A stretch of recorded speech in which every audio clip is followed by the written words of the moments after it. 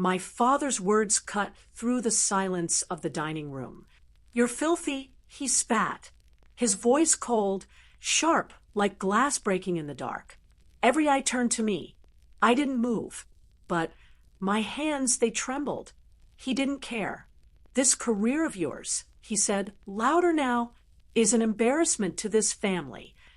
29 years. That's how long I'd folded my dreams into silence. Pressed them down, neat and polite. But in that moment, I exhaled. I stood, pushed in my chair, met his gaze without blinking. "You're right," I said, calm as steel. "I don't belong here." And I walked out, not storming, not slamming doors, just silence. The kind that says everything. They never understood me. Not once. At 12, I built my first app, saw my future in lines of code.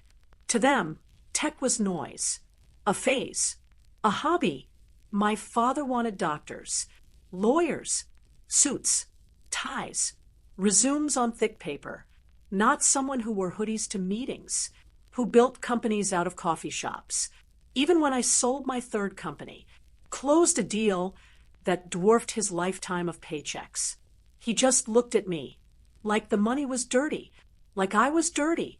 Still, I showed up. Birthdays, holidays, family gatherings, kept trying, kept hoping. Then came Anna, stage 4, liver cancer, sudden, cruel, unforgiving. They didn't even call me. I found out from a cousin's Instagram post. I showed up anyway, uninvited. My mother gave me a tight nod. My father didn't speak, but Anna smiled, pale, tired, but she smiled. We hadn't talked in years, not because we fought, but because he made sure I was always on the outside. Still, she reached for my hand. I sat beside her, promised I'd help. She cried, and I meant every word. 6 weeks later, a family meeting, same table, same cold tension, same eyes watching. They laid it out like a PowerPoint. Overseas treatment, experimental trial, charter flights, private care, total cost, 100 grand. And just like that, every eye turned to me, not with hope, with expectation. Like I was the family wallet. My father leaned back, cleared his throat. "You owe your sister this much." I didn't argue, didn't explode. I said, "I'll think about it." That's when he snapped, "You're filthy." A mistake, a disgrace. And I stood, and I walked, but not away, because something didn't sit right. So I started digging.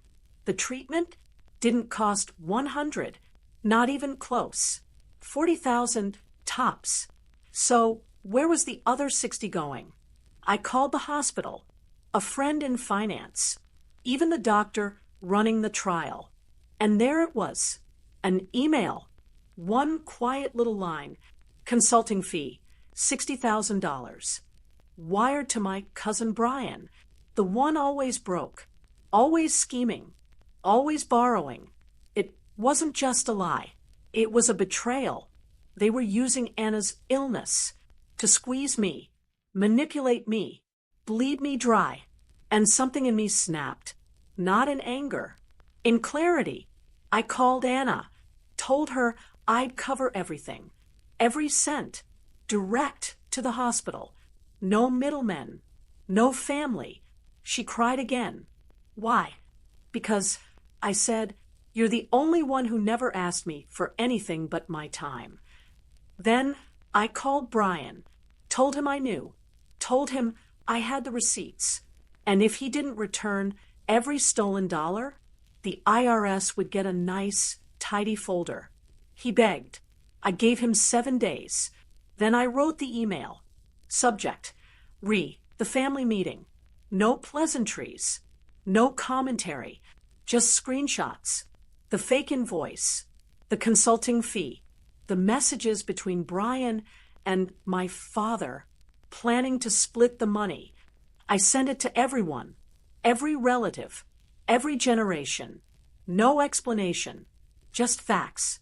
By the time my father called, it was already wildfire.